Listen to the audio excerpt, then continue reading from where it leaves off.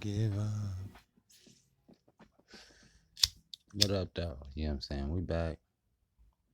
You know what I'm saying? My shit be stalling out. Y'all see it stalled me out.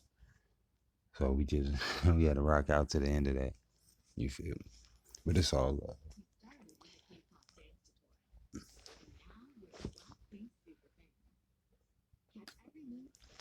The last video, we were checking out, who was that? That was that, you know what I'm saying? The little chubby man that was out there in Egypt. I don't know his name. You feel me? Ain't gonna lie to y'all. I'm with the shit, but you feel me? I ain't trying to remember everybody's name. Some of these niggas is real historians. You feel me? I'm nice with it, but I ain't trying to remember every nigga name. You feel me? But I understand what I'm reading, and I remember history. Guess one thing, I remember situations and incidents, plus correlating with being able to add myself into the narrative.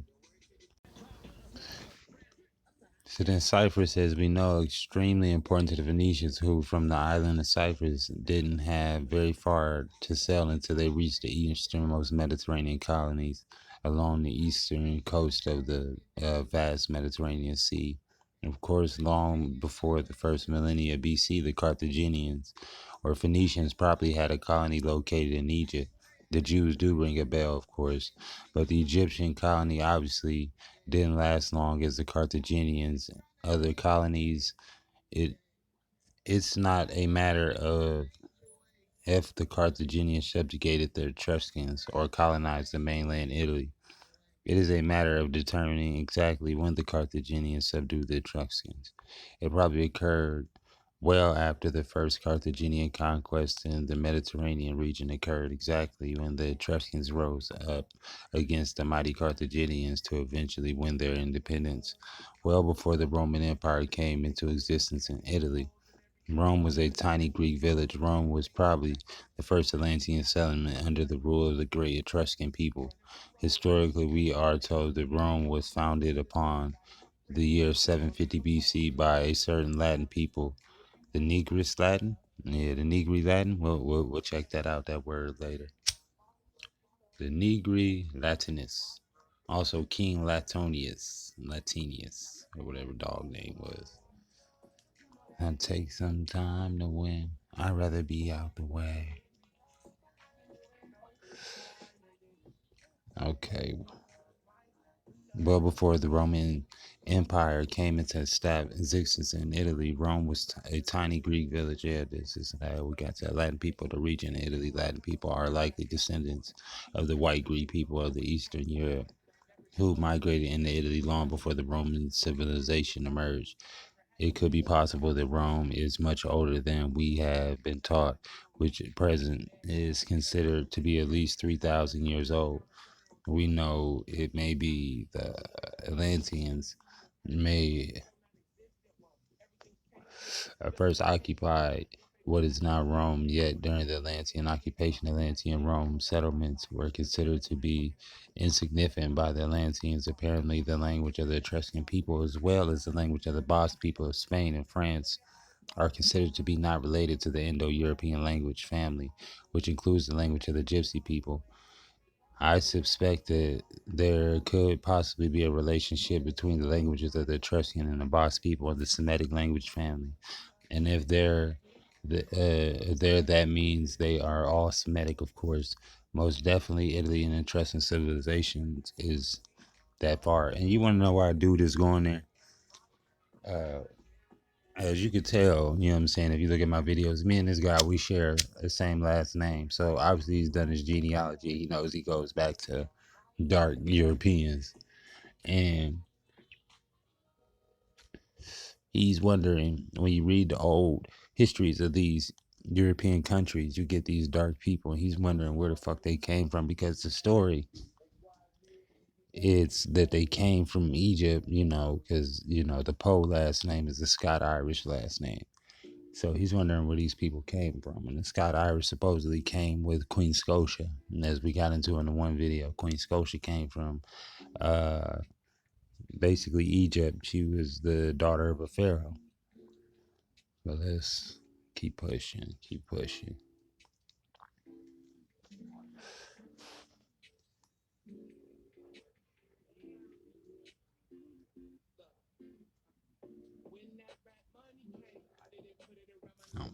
lost in this book. It said at least the people of the white race were particularly descended from, lived somewhere in the Middle East or even closer to India. You know what I'm saying? As we know about the Aryan, basically invasion of India. You know what I'm saying? The true Black Aryans. We got into that or do we got time? Let's.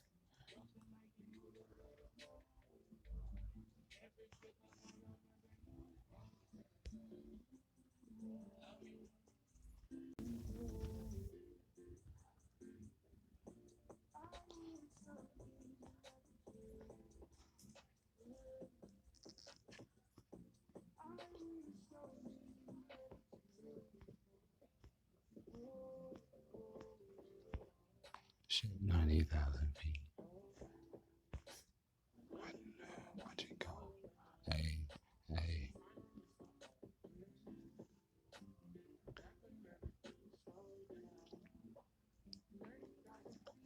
It says, although I cannot hope to compete with the popular entertainers of the people mentioned in the Chairman Council, Ben Beerley, I am here for the purpose of trying to insert you with some facts about the earliest ancestors in our country. I'll push to put before you a few general considerations which I have most intimate relations to the history of this country, insomuch that or insomuch as they form the very first chapter of it. We all know that at the present time that the claims of a race are advancing more and more to the front of the history of the world. When we look at the history of Europe during the last 2 years and the 3 years, we see the claims of a race has been those which have been advanced by the Russians, and she has assumed that she has had a perfect right to subjugate to one rule all those who belong to a race which is principal race in Russia. Or supposing we go a few years further back and examine the history of Germany, the cry under which the Germans have advanced to victory is a cry under the United Germany, the Germany which should unite under the rule of all the tectonic people. One on the other hand is if we consider what has happened in France, Spain, and Italy. France, Spain, and Italy, as we see, and we find that those countries also, the claim of a race has not been ignored. The dream has been shadowed forth that they might be one great Celtic empire to include France and Spain and Italy, so embrace under the one great. That's simply American, and As Australian, we speak of the English in America and the English in Australia, the English all over the world who are not less English because they happen to live in America or at the antipodes. Now, the general tendency of attaching more and more importance to the claim of race upon the sympathy has led me to the more importance to the claim has led me to the put you in the evening, as well as I came to the outline of the earliest race of men who inhabited this country, and we are at the present represented among the population of this country, the inhabitants of Britain, belonging to a very different race. Supposing we began first of all with which is the English race, pure and simple, that the race to which we ourselves belong as a distinctively Lassacrene men, the great English race, we consider that the race came here in a comparatively modern time. And when we consider further that there was a country before they came here, another people composed of two totally different races, then I think I have sufficient grounds to put this before you in some defined and connected idea of those other races. Compared to,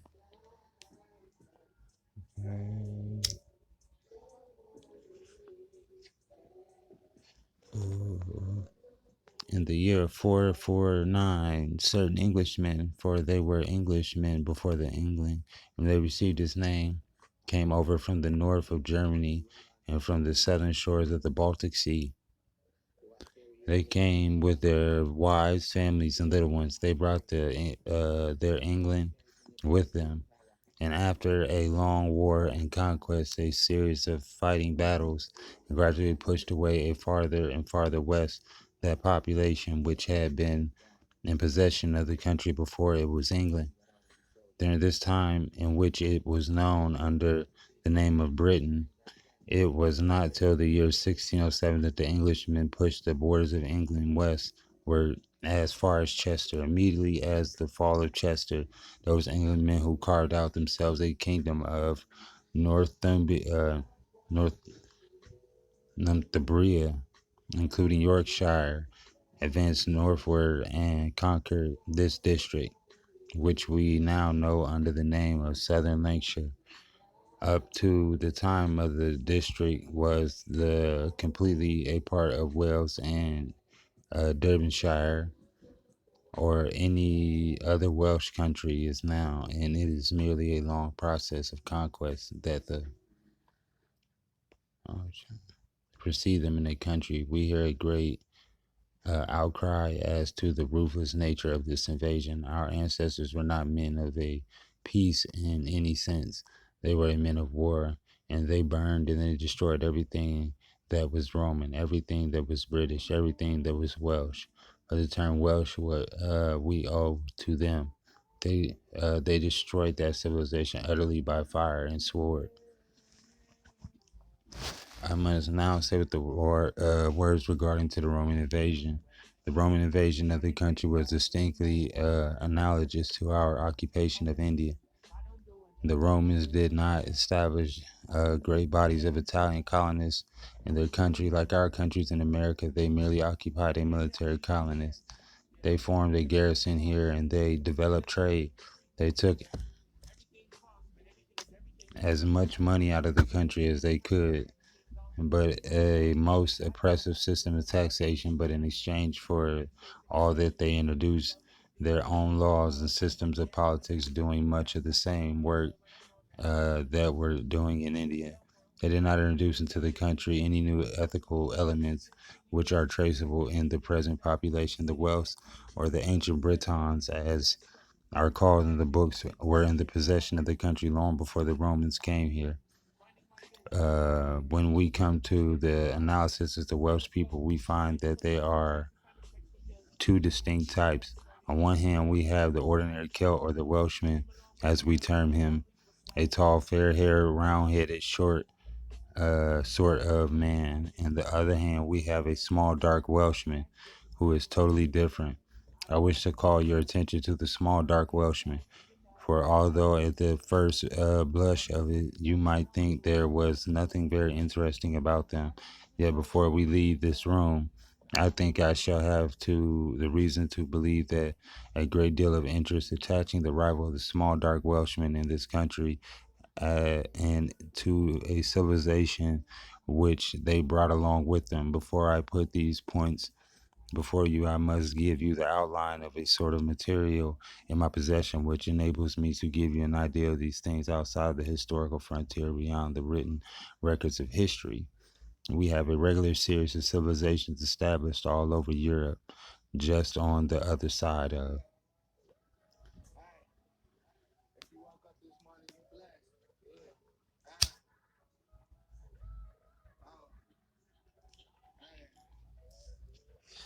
So then massive, then altogether their features were comparatively high order. People considering the physique were to be found at that day throughout the whole Ireland, Scotland, and from the Rhine of the Mediterranean to Spain and Portugal. The next question we have to ask is, who were these people? Thanks to the labors of Dr. Thurman and Professor Huxley and the busk in the country of Dr. Boca in Paris and Professor Vine or Virchow in Berlin, we are able to answer without much hesitation according to the results and the labors of this race of a small long-headed people is identical with the small dark long-headed section of the Basque-speaking people at the present found in the western Pyrenees. These small dark Basque and Gascons as well as we may term them, are to be looked upon as a fragment of the old Spanish population, a fragment, a bleached out fragment. But you gotta think, if a Mexican is a Spaniard and they that dark now, how dark was the original?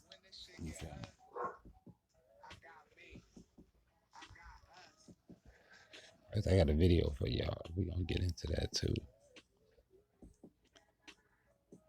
Okay, dark people now living in the Western Pyrenees extended to the whole of France and the Rhine and Ireland. If the conclusion be true, we ought to meet with fragments of the population amongst the people living in various countries. In the proof of this, we might appeal to the written records. When the history of Spain began, there were two distinct people, the Celts living in the south of the Mediterranean side and the small dark Iberians living in the Atlantic side. And between them, there were mixed race named the Celt Iberians.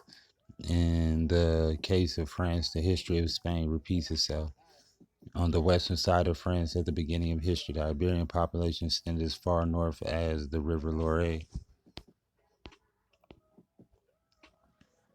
Specimens of all the small dark Welshmen, Scotsmen, and the Irishmen, the Iberians from the Western Pyrenees, and the dress them alike. I don't think you would be able to tell them one from another. I have put these points before you to show that I am in population of the country we have as a very oldest element in our nationality, the remains of the Iberian people who, because scattered of the invasion of the subsequent races, particularly the Celts, who are perfectly distinct race, taller in stature, with broad heads, blue eyes, and light hair. As well as we know from history, these Celtic invaders gradually pushed the Iberian population out of this country further to the west and down in Africa. And this is where you get your Joel off and your Wolof and the different people coming into Africa, and you start to hear these biblical stories.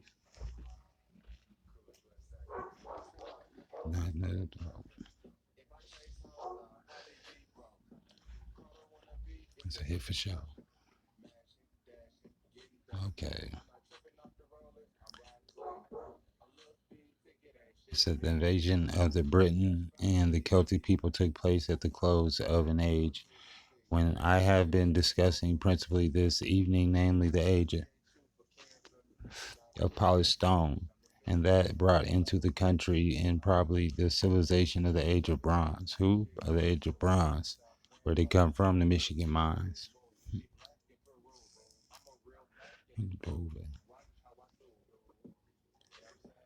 It says, we have the evidence, however, that the Celtic population lived in France and in Spain during the age of stone, and before the metals were in use in the different times in regard to the revival of the Celts in this country compared with France and Spain is just what might be expected from a geography of this country. We might value a very high strip of silver as a barrier of invasion of land. In those ancient days, this kept invaders out of the same manner. The Celts were undoubtedly in possession of the northern France and the parts adjacent to Great Britain from long ages before it dared to cross the sea and invade this country.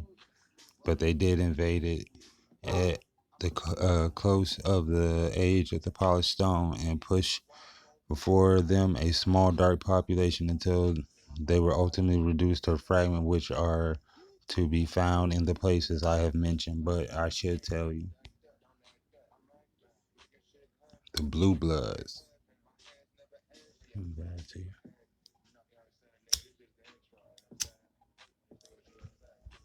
Sublight.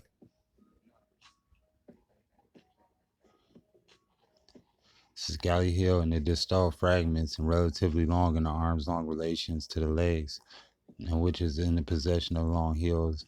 The Grimaldi specimen is truly Negroid, and again upset the unity of the upper Paleolithic sample. There is no type of man more completely sapient than a Negro. The two Grimaldi specimens being particularly Negroid variants of the relatives of Galley Hill group, and entirely discovered from the line of evolution which produced either the Palestinian skull I don't know, with the Skol people, and later the European Argarian. y'all gonna have to tell me how to say that one. Argasians, and the respects of the argument as to how much and how little Negroid they actually were is of no importance. Once they came into Europe in a van in the upper Paleolithic migration, and likewise, not the moment worth extensive argument. They must have come from Africa and the southwestern Asia, but until others the same type have been found, the problem will remain open. They may represent the early Negro white mixture of a generalized prototype Negroid in the process of specialization. They are probably too late, however, in the time to have contemporary members to be generalized stock, which they may have been mutually ancestral to the Negroes and the whites. The study of the third specimen, a male skeleton of the Combri capelli, is more pertinent to our present problem. Like the two Grimaldi Negroids, it deviates completely from the body of the upper Paleolithic crania. Long bones in the distinctive features of the main group, although as long as a mean of total series of cranial vault is considerably narrowed, somewhat higher and smaller in capacity, in the detail of the vault from the essentially small of Galley Hill, but actually narrower. Even in Galley Hill itself, the Combo Capelli face is the earliest which can be definitely associated with Galley Hill type of vault. Here it differs again from the middle Arg- Grecians to follow from the Byzogamatic and the bigonial diameters are as small as those of the most modern long-headed white men, and the faces of orbit and mandibles are narrow. The nasal openings are wider than those of the most later Upper Paleolithic European crania, but the nasal bone of the European in form. There is no prognomentation protagonism in the subnasal segment of the face. It is not exceptionally large like Galley Hill Combe. Born invaders. Among these, one-fifth of the Brachyphilia and apparently larger in the Cyphotype, Darnia type. A long-headed skull, as large number belong now to a larger, more heavily marked variant, a fewer to smaller Mediterranean. Thus, they similarly to the North type is especially to the corded. So these are the corded ware people. These are your Mayan, your Mayan invasion. I think they were called almost like Yamaya, but not like another name, Jackass tribe. It says the racial history of Greece is fully classical. Time is not well documented.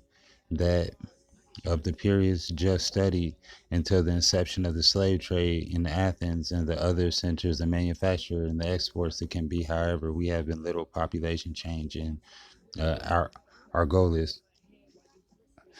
The Mediterranean racial element is the population change in Argolius. The Mediterranean racial element is the only one clearly shown in six prototype geometric as Hellenic crania according to the Kermaris compilation of the cranial indices.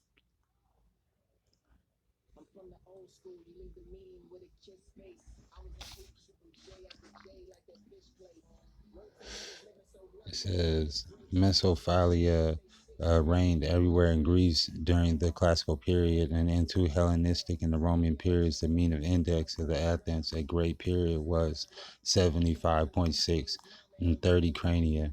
The Mesophilia probably conceals the presence of a very racial amalgam with Mediterranean strain predominant. The Greek colonies of Asia Minor show much of the same combination of types which we have seen in Greece itself. A mixture of Asiatics must have been masked by the essential racial similarities of a population of either side of the Aegean. Greek literature and the Greek art have furnished the abundance of evidence as the pigmentation of the characteristic facial features of the ancient inhabitants of the Hellas and the Olympian gods and ancestors in Semitic divide and heroes were for most part blonde, ivory skin, and golden hair.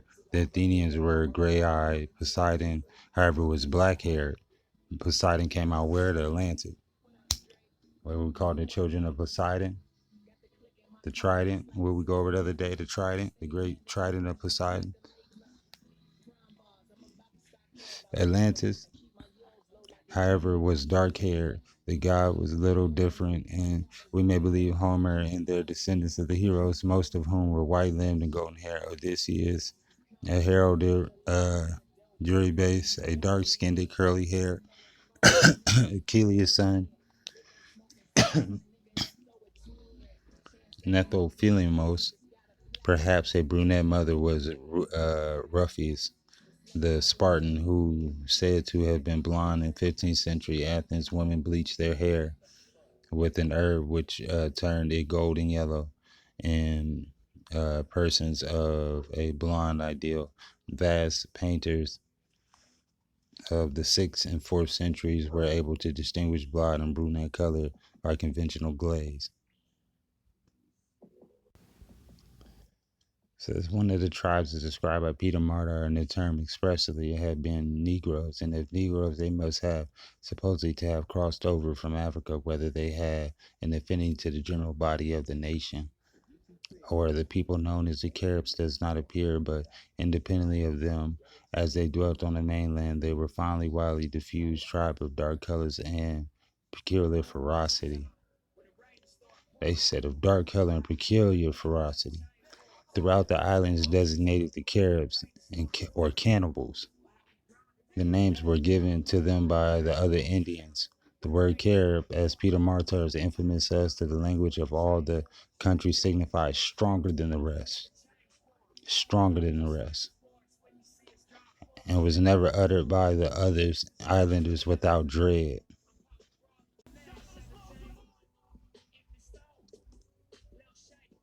As you can see, these Caribs is the same way they say these Caribs were the Phoenicians. Like, I got a video for y'all.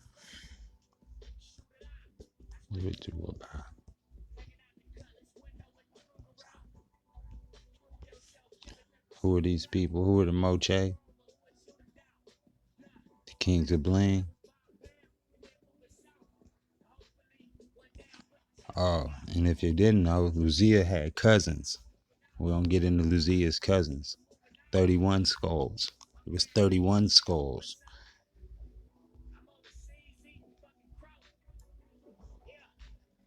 We got the whole rundown of that.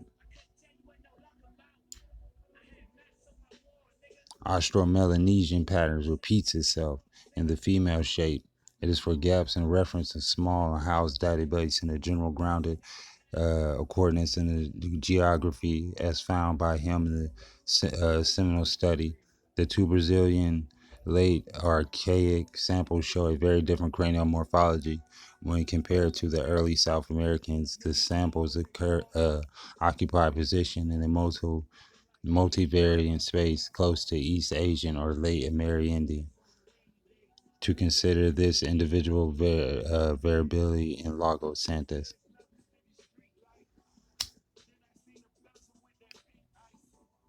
But we gonna get deep in.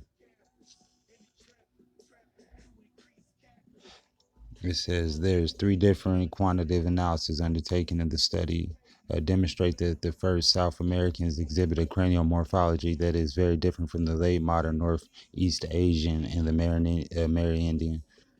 Short and wide, narrow crania, high orthognathic faces, and have relatively high and narrow orbits and noses, and very similar to the present Australian and Melanesian and African, especially with the former narrow and long, narrow crania, prognatic, low faces, and relatively low and broad orbit and noses, taking into account that the large number of early specimens used in the study this is a trend is unlikely to result on a sample basis. The phenomenon cannot as well be said to represent the result of a microevolutionary process restricted to Lagos Santos because the same cranial pattern has already been described in places as distant and ecology different as southern China, the Magellan Straits, Colombia, Sabana de Bogota, Mexico Basin, in the Baja California, the United States, Florida, and elsewhere in Brazil. In Sao Paulo, two different hypotheses can be proposed to explain this morphology difference observed between the early and late.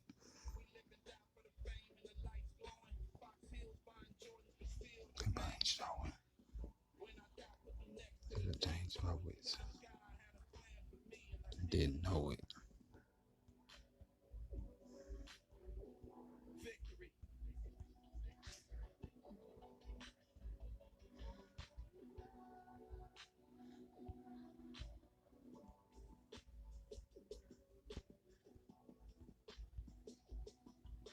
My bad, y'all gotta scroll down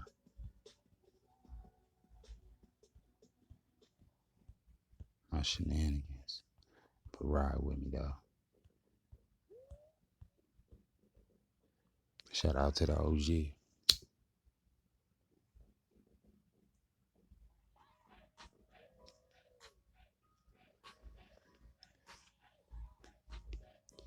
That boy got good hair.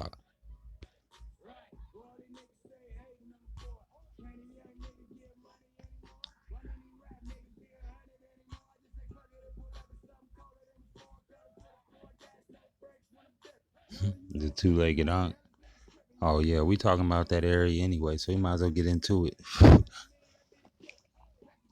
The anti-palm Nepal propaganda, however, it didn't affect the Eastern uh, piracy and bacteria and sojita, and he was still depicted as a majestic and a mature deity, and the negative propaganda must have been primarily directed against the Western territories where fire burning over the water was a visible phenomenon, and it must have been generated in the conjunction with or as soon after the efforts of eradicated the rival as Harua Mazada. He was demonized as the diva and uh, ridiculed by changing his name through the pugning his burning water. The name was probably spelled as Apam Napat, which transformed into something like Apam Napa, which is due course was reference to Abam Nafa for Faliv, meaning child of the water. But the child interpretation allowed Sasanian designers to further promote the deity by uh, deceiving a caricature symbol of a double-legged Ankh sign, which I have suggested to represent Apam Nepal. So we talking about the Phoenician cross. I'm telling everybody in front of that bitch and tell her ass better than tell her if she touched that shit. Not borrow one T.I. straps. It appears that as most important as the prestigious symbol as the outset of the Sustanian era, indeed in the Fruzabad, where the victory of Arzabar over the Parthians is celebrated, it adorns his horse while that of his son Shapar is marked as with the cow sign symbolizing the moon. Conversely, when the Shapar becomes the king, appropriates it for himself, and he uses the double A Ankh symbol as his coinage. Therein it appears with the two other elements, the fully coronated, the symbol of the caricature, indeed of the Mitharic bonnet that Shapar is wearing, has a falcon head final with a pearl dropping from the beak. Since the pearl represents the caravan, I don't know what that is. In the underwater stage, the falcon head evokes the bird, the Virginia, the took the Jazima, Dog been tripping all day, bro. I'm tired of this nigga. Feed somebody dog chocolate. I'm just playing. Y'all never mind me. Living on the edge. Whoa. I think he heard me talk crazy. The water is guarded by Abuna Paul, completely cleverly shown that this Jamshid Garvana was now released to Shapar. A third image of the two-legged on one that appears on the shoulders of the Sasanian Hormaz II further justifies our contention, since it confirms that Pomnapot bores attributes describing the radiance and blaze. Indeed, solar shoulder and bells, a common attribute of Matharic congregation, whether honorable ones such as the Knights of the Order of the Golden Fleece. The Knights of the Order of the Golden Fleece. We're going to get into that.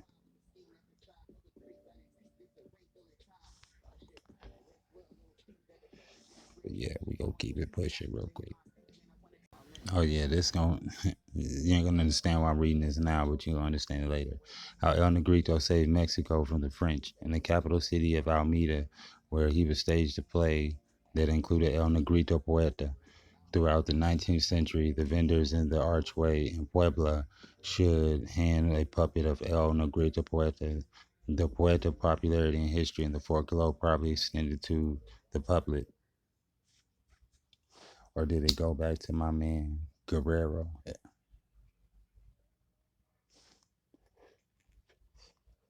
Nevertheless, at first glance, El Negrito appears as an unlikely and curious champion of the land of the great indigenous culture and the nation of the so-called cosmic race forged from mixing of the American and the European people. Two explanations obtained. First, the drama demonstrated.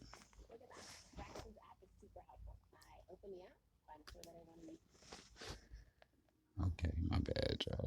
Can demonstrate that ethnicity could less the clothes and behavior. El Negrito dressed as a quintessential Mexican and spoke like a quintessential Mexican and acted like a quintessential Mexican. So he made the pigmentation irrelevant. The puppet implied that the opportunity existed for individuals to mold their identities rather than live out the conditions in which they were born. It represented the possibilities offered by liberalism, especially the opportunities and the obligations faced by each person. El Negrito, with the Virgin's help, defeated the French, and the Marinote showed what one person with intentive daring and courage could do. A second factor bears on the situation. By accepting El Negrito, the audience rejected a European symbol of the Mexican people and rejected the mestizo, the living product of the European subjugation of the indigenous people. They rejected the indigenous figure because Benito Juarez had become the Indian symbol of the nation, leaving no political space for another. Huh? It's really like I'm real. No kidding. What? I'm just like a wheel. I'm feeling like I live. What? Irma Pegues, living January 1911. Family: John Wesley Pegues, non-citizen. Mother: Ada Pegues, Choctaw Freedman. Roll number 600. Ada Gilmore. Application February 6, 1907. Refused because it presented too late. I'm about to get it. That's my man Kamehameha. Shout out to Y. Oh man, that's on the floor. Chief Cisco. You ain't dead. None of this. Oh, man, down the floor. It's on the floor. On the floor. You ain't dead. Power hiding.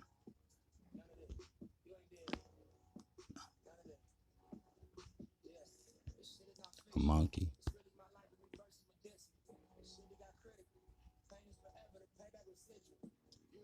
The Saving of John Smith by Pocahontas.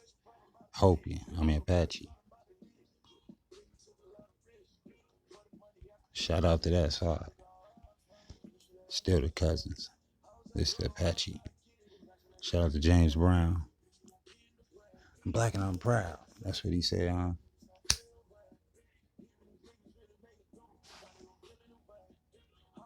It's seminal. This shit every day.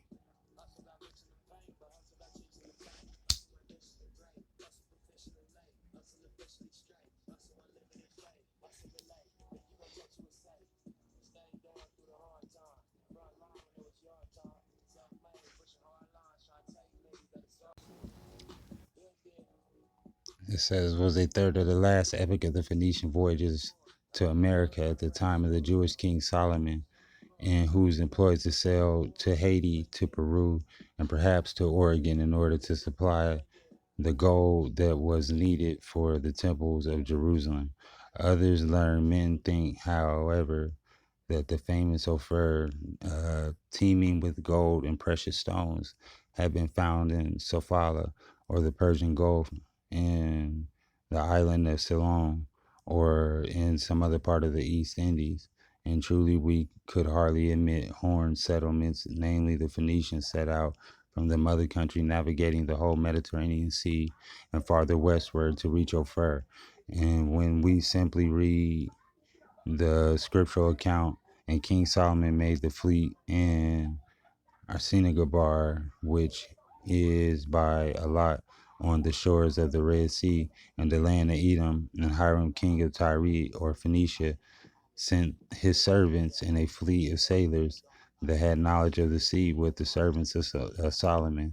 And they came to Ophir, and they brought from thence 420 talents of gold. The texts of two are power parapillimum is almost identical with the foregoing. Then Solomon went to, excuse me, Asgabar, and to a lot on the coast of the Red Sea, which is the land of Edom. And Hiram sent him ships by the hands of his servants and a skillful mariner. And they went with Solomon's servants to Ophir, and evident of the ships with seamen of Tyre, king went with Solomon's assistance by the way of the former canal of Suez, which connected the river Nile with the Red Sea. But it is equally clear that that had the fleet been uh, destined for the westward voyage, the preparations for it would have been made in Phoenician havens close by Jerusalem, and Hiram's mariners would have.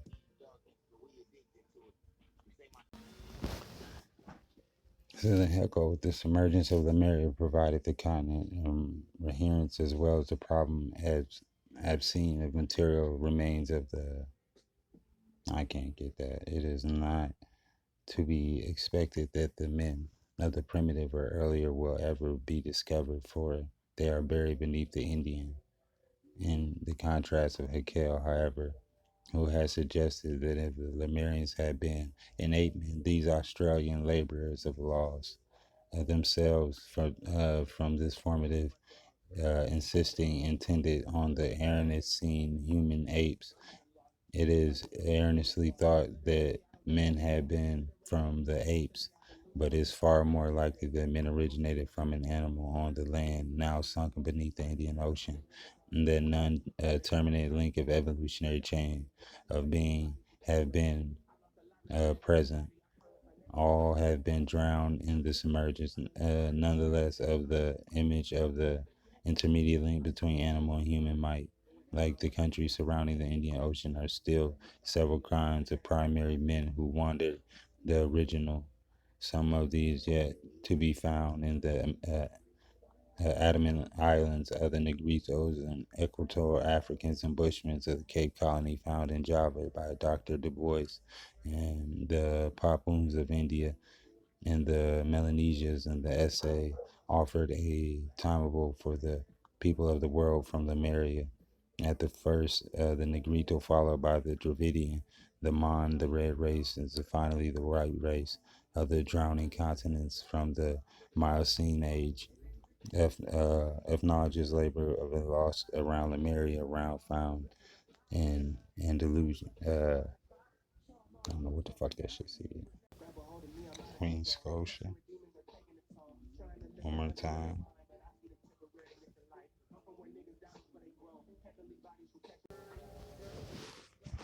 Hawaiian Islands, the basic strain of the original Hawaiians is seen in the color of their faces, undoubtedly Negro, with the admixture of Mongolian. Much effort has been made to deny the Negro part of it, yet it's evident to anyone who knows the mulatto type. White Southerners of the islands had a song which ran, "You may call them Hawaiians, but they look like niggers to me." The youngest prince were not too well impressed by their travels along the eastern seaboard of the United States. It seemed rather drab in contrast to the older civilization of Europe. And in Washington, D.C., Alexander Lehilio had been an unpleasant experience that may have delayed annexation of Hawaii to the United States nearly 50 years.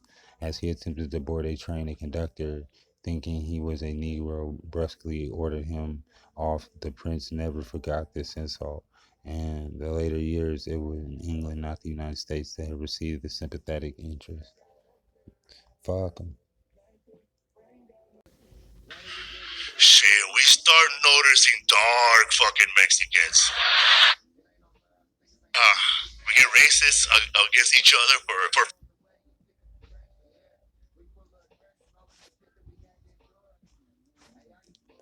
fun. Them the way Mexicans look at illegal Mexicans. Fucking wetbacks over there. Those fuckers made it far. That's how we are, huh? We get racist against each other for fun. Like when there's no white people in the room or no African American people in the room, shit, we start noticing dark fucking Mexicans. We'll be dancing at the wedding and shit. What the fuck, bro? Who invited Chocomil over there? That's the darkest Aztec warrior I've seen in my life. Fucking Kunta Chente, bro. Oh shit, he got me.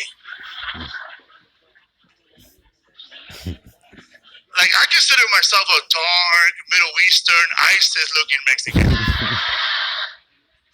But if I see a darker Mexican, hey, bro, what the fuck, bro? Who invited Django Garcia, bro? Oh, he's Mexican. Who invited Chango Garcia? That's your brother? I don't know your brother. What the fuck? Where did he work? At an oil refinery? Like, white people never fight each other over who's whiter. Fuck you, Lance. Fuck you, Travis. Little do you know. Shut up. Here comes Pale Ale. But Mexicans do fight each other. Somebody has to be the main Mexican. Fuck, my cousin's telling me, fuck you, fool. I'm more Mexican than you. I'm more Mexican than you. We started fighting, and he was more Mexican than me. Oh, fuck, he knocked me out. I was looking at him, damn, bro, you are more Mexican. I can't believe you're wearing cleats in my house. You fucked up my mom's tile. I'm gonna deport your ass. Yeah, we have a real Mexican over here. He just took a shit in my house and put the toilet paper in the trash can. Shout out to my soul. I know you're going. He said, damn. He's a collector's item.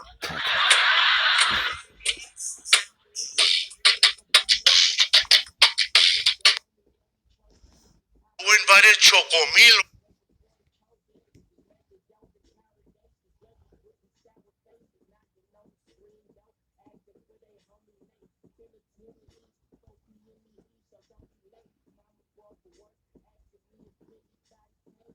Oh yeah, we don't get into cheap Tammany spirit. Tammany Hall.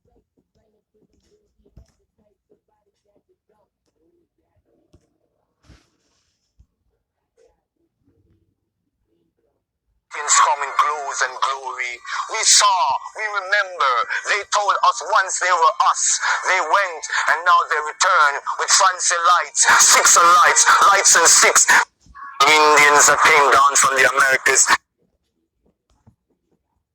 Is it the case? But we know we are children of the Amaru. Some say we are Olmec when we were in Mexico. We are Six Mayas, the Incas, they are all us. We used to raft, circumnavigate the Americas. We are the progenitors of the human family. Some say it is Ethiopia that has brought the first man and woman into the earth. But I say, we say, my ancient family says, Jamaica. We are center portal. We are zero in the game. We are beginning of emergence and manifestation. Out of one is many. My ancestors, great Tainos, they said to me, they said to we saw things coming glows and glory. How you doing, everybody in social media land? My name is Gogo LS86. The young Aboriginal AB the Legend asked me to do this video talking about the Aboriginal history of Haiti. So I'm like, you know what? Why not? I'll do it. It's something I feel more of us need to talk about. And the more we talk about it, the more we'll find out. Because right now everyone's too scary to talk about shit. But fuck it, the information's out there anyway, so why can't we talk about it? Alright. I'll start at the very top. Because, especially if you're black, they want to separate you from the original history of the island. And the thing about Haiti is, it's always from the start, it's always been kind of a thorn in the European powers' side. It's always started that way. It's like that now. That's why it's being financially crippled. You see, when Columbus got to Haiti, that's when basically everything popped off. They got to the island and they saw everything was fruitful. Everything, they had vegetation, they had lots of people, they had a lot of resources that the Spanish thought they could use. So they immediately set up to like conquer and enslave the people of the island. Now, they want to tell you all the time that these people were peaceful, that these people were soft. While these people were kind people in their heart, they were peaceful people. They also had a warlike side to them. There's no people on this planet that's all nice and goody. You put someone far enough, they're always gonna fight back. So, but let me push it back further than that. I'm gonna reference the Atlantic Journal and Friend of Knowledge by C.S. Rafaniski, where he talks about the Caracol of Haiti, which was one of two Aboriginal groups. In that book, he references the Caracol of Haiti as Negro Aboriginal types, black, or also beast of men, or however he pronounced it. And another book, The Annals of Haiti, he goes into further detail by the same author, C.S. Rafaniski, The Annals of Haiti. He goes into further detail about the Caracoles. The Caracoles were a group of Asiatic black people who had moved to the island and set up shop there. They had started a society like all people do, but what happened is they started taking on wives of other nations. That's why they referred to them as beasts, because these people had standards. You couldn't just take a woman of another nation and your people not say nothing. Which is like today, where, both brothers and sisters do the same thing. They take women and men of other nations. I ain't got nothing against that. A lot of times they like to turn around and use that as an excuse to talk shit about where they came from. That isn't complete. But that's beyond the point. The Caracol did so much mixing that their kids became the working class of the island. Once again, the book is called The Annals of Haiti. Do not take my word for it. Look it up for yourself. They did so much mixing that the kids became the working class, the former class of this island. And when the Spanish came over, this is who the Spanish were dealing with more mainly. The Spanish came over and they immediately set about raping, pillaging, and killing They started with the colony that Columbus left behind, La Navidad, but that settlement was burned down. There's different accounts as to why, but I just think maybe the Spaniards couldn't keep their hands to themselves or probably couldn't act right, and the people got pissed off and got rid of them. That's how it goes sometimes. But anyways, after settlement La Navidad, they still went about enslaving, raping, pillaging, all the bad habits that they had in Europe, they were bringing over to the Americas. When they were going through raping and pillaging, many of the indigenous leaders would not tolerate it. They like to say these people were peaceful and nice and they killed themselves rather than to deal with the Spanish. This was not true. These people were extremely rebellious, as with the case of one of the first rebellions out there, the rebellion of Hattuey. The rebellion of Hattuey started in Haiti. Hattuey was a cacique who was in one of the regions of Haiti who was attacked by the Spanish. They did so much killing and raping that Hattuey set out a campaign of guerrilla warfare and started fighting the Spanish. He was pushed out of Haiti, so he grabbed as many as he could and left Cuba. When he got to Cuba, he immediately set about talking to the people there. He gave them a warning. He told them what was coming. He told them they cared for nothing but the same shit they care about now: gold, money, and they don't really care about human life. A few fought with Hattuey, but many didn't, and they felt the oppression under the Spanish, just like pretty much everyone else. Hattuey fought the best he could. He took down many Spanish, but he was eventually captured. One of the more memorable stories told by De La Casas, you can look up this story just about anywhere. Look up the story of Hattuey, especially if you're Haitian. This is your history, so you should actively be reading it.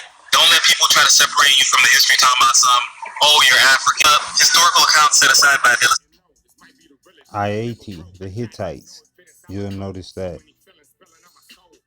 The I-80, the Hittites, the Hittites, the I-80s.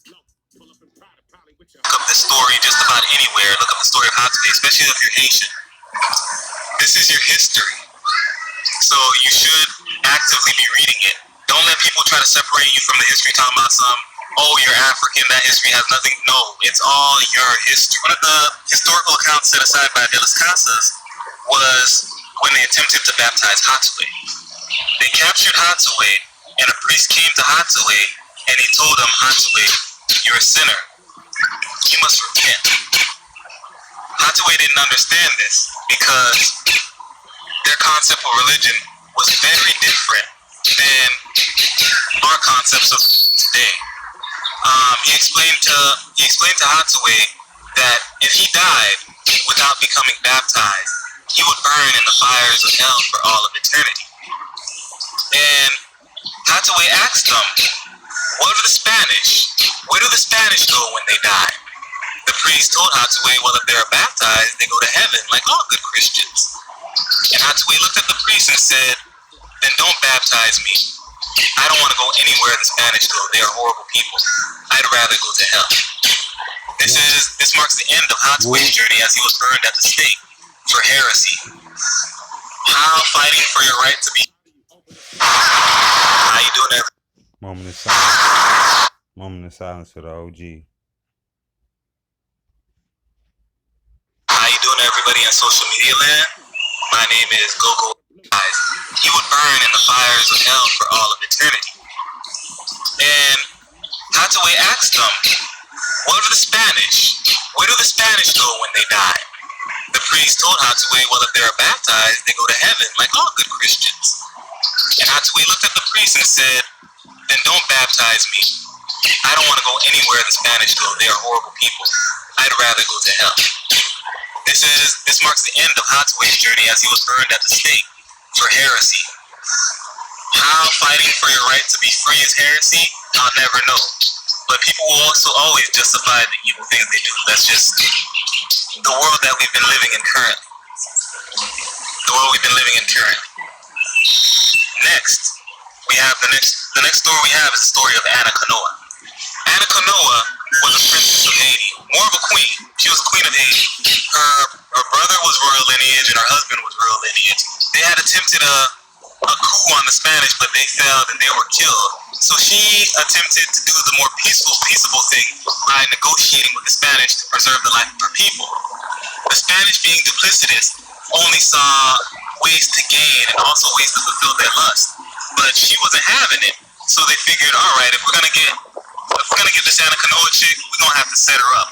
So what the Spanish did was, at a ceremonial dinner with many of the caciques or chiefs of the island, they waited till everyone was in the Bahio, Bahoy, or the house, the grass house, and they set the roof on fire. Many of the chiefs escaped, but many of them were burned. Anna Canoa was one of the ones who escaped. They arrested her and they charged all of them with conspiracy and heresy and attempt to overthrow the Spanish influence on the island. Even though none of it was true, she was actually trying to work about more peaceful results with the Spanish. So they, on the day before she was hung, they gave her an offer. They told her, "We'll forgive all the wrongdoings you've done against the crown of Spain if you relinquish all leadership to us and you take one of our men as a husband." She was severely insulted by this, and she told him that she'd rather be hung and died than take on one of the Spanish as her husband and betray her people. And they did just that. They hung her. Now, these are two people. These are two separate instances at the beginning of the conquest of Haiti that rebelled. Now you kind of understand why that rebellious spirit is always so fearfully quenched and quelled and stepped on in Haiti, because it's not a one-time thing. It's something that continually happened. It's happened over and over again. And once again, this is why they cripple them economically and they cripple us economically and they keep a heel on our neck. But now is the time for us to learn and reread our history so we can learn where we went wrong as a people and we can make better decisions in the future to have better results. Another instance, after we'll call it the Arawak Chronicles, what happened in the past, or the Taino Chronicles. After they enslaved pretty much everyone in Haiti, they sent about 2,000 slaves back to Spain. They were sending slaves back and forth from America to all over the place, to Africa, to Spain, to different parts of America. It was crazy. They rounded up a whole bunch of indigenous slaves.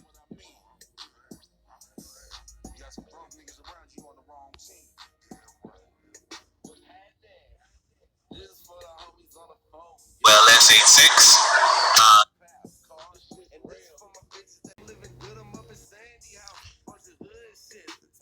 Come on now.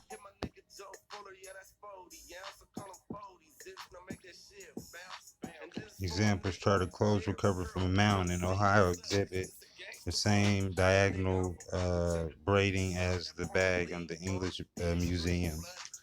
It is not improbable to say that they carbonized fragments of a special object.